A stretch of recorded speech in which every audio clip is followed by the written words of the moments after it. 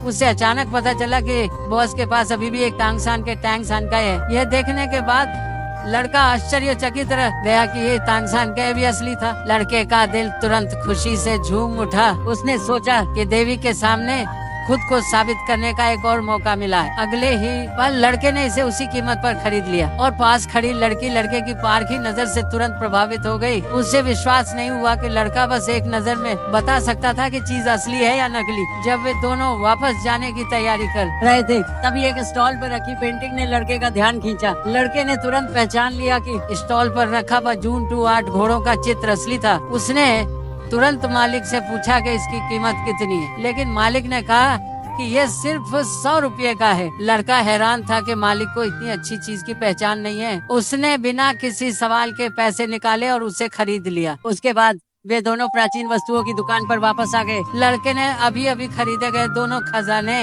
मालिक के सामने रखे। मालिक ने ध्यान से देखने के बाद पाया कि ये तांगसान का भी असली था, तो उसने फिर से लड़के से 10 लाख रुपए में इसे खरीद लिया। हालांकि लड़के ने उससे कहा कि वो पैसे ट्रांसफर करने की जल्दी न करे। उसके पास अभी भी जू बेई होंग का एक चित्र है, जिसके लिए वह चाहता है कि मालिक उसकी प्रामाणिकता की जांच करे। इसके बाद उसने मेज पर वह चित्र खोल दिया। मालिक ने एक नजर में पहचान लिया कि ये चित्र जू बेई होंग का जून 28 घोड़ों का चित्र है। अगले ही पल उसने 1 करोड़ रुपए की ऊंची कीमत पर लड़के से इसे खरीदने की पेशकश की। लड़के ने तुरंत हाँ कर दी और पास खड़ी लड़की को यह अविश्वसनीय लगा। उसे विश्वास नहीं हुआ कि लड़के ने एक ही दिन में करोड़पति का रूप ले लिया है। मैंने हिसाब लगाया, मेरे पास 11 मिलियन रुपए हैं। हे भगवान, लिन लांग, ये बहुत अद्भुत है। ये एक सपने जैसा लगता है। मैं तुम्हारी कितनी प्रशंसा करती हूँ। लड़की ने देखा कि लड़के में चीजों को पहचानने की इतनी अच्छी क्षमता है,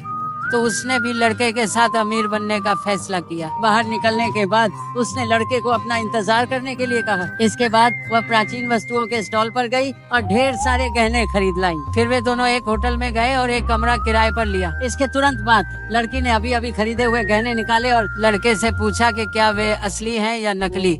मुझे पता था संतुष्टि का स्तर सिर्फ 40% है। ऐसा हो ही नहीं सकता कि इतनी अच्छी चीजें मिल जाएं। सिवाय तुम्हारे, तुम्हें बस असली हो।